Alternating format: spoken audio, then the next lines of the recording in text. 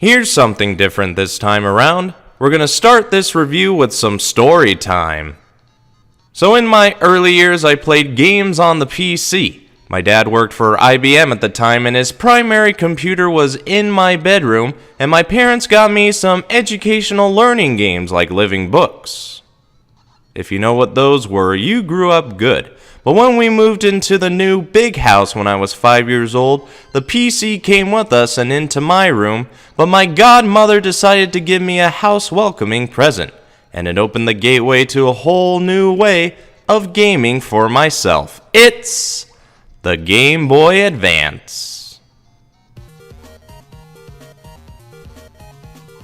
When this was first given to me, I initially rejected it as I had no idea what this was or what I was doing. But I quickly realized how my life was taking a turn for the better with this advancement in handheld gaming.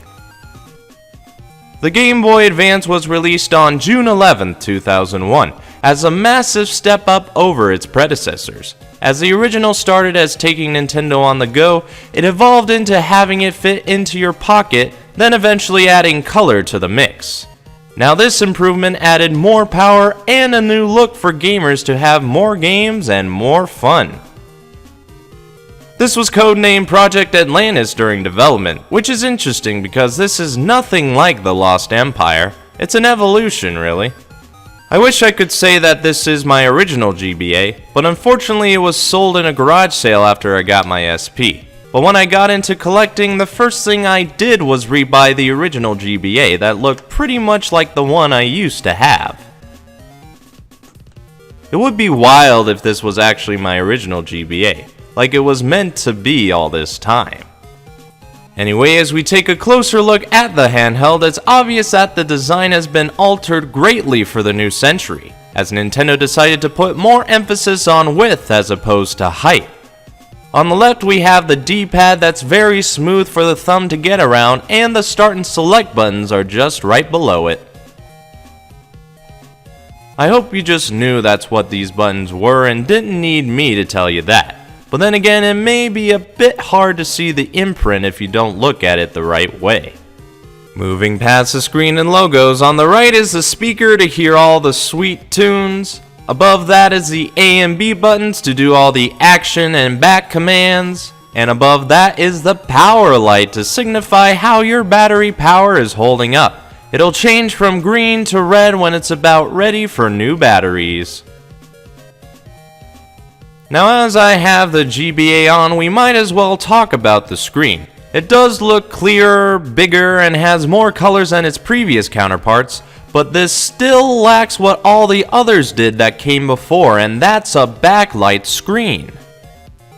Even with the release of the Game Boy Light in Japan 3 years prior, Nintendo still didn't think we needed to play our Game Boys in the dark or to see it in any sort of lighting that would make the screen hard to see until 2 years later.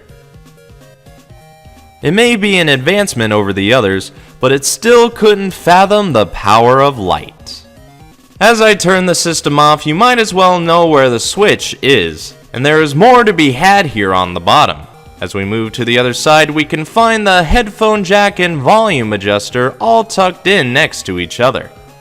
Yeah, this isn't much to look at, but I'll quickly move on to one of the more important features on the back, which of course would have to be the battery compartment. The GBA holds 2 AA batteries and can last up to 15 hours, give or take. It's good enough to play most of the day away if you're up for it, and the occasional road trip would work too. Be sure to bring an extra set of AA's just in case you can't get enough once the first runs out. The top is where most of the advancements were made. First things first, there are L and R buttons, which are a first in themselves in the Game Boy line. These extra buttons allowed you to do more with the new games than the other systems couldn't do with their own because they didn't have these buttons at all. In between these two buttons is the external connector to insert accessories and whatnot, and for extra support, you may have to snap the accessories into these two ports to guarantee them not being forcibly removed. But the main thing of the GBA has to be the cartridge input. The GBA has its own library of advanced titles, but it can also be backwards compatible with original Game Boy and Game Boy Color games.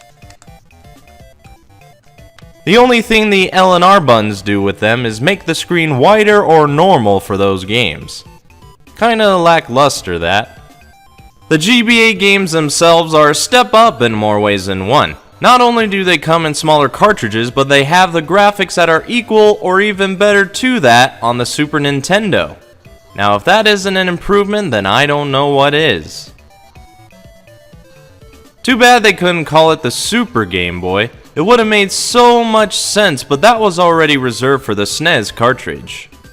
The Game Boy Advance is an outstanding system. It's what brought me into handheld gaming, and it introduced a whole lot of other gamers to what Nintendo had in store for the new century of handheld gaming. If you have the chance to get a GBA, you should definitely snatch it up, so you can play all your Game Boy games on the biggest advancement the line had ever seen in the US. Before the backlight came along, it's the Game Boy Advance. It's always important to make advancements in technology, especially in the video game world. The more powerful your system is, the less likely it won't get overshadowed by the rest of the crowd. That's exactly what Sega did, and on the next episode we'll take a look at their 16-bit machine that does everything Nintendo don't. If you think I missed anything, please leave a comment. If you like what you see, leave a like. If you think others could get knowledge out of this, share this video. And if you want to see more, go ahead and subscribe. Now if you'll excuse me, nostalgia is calling.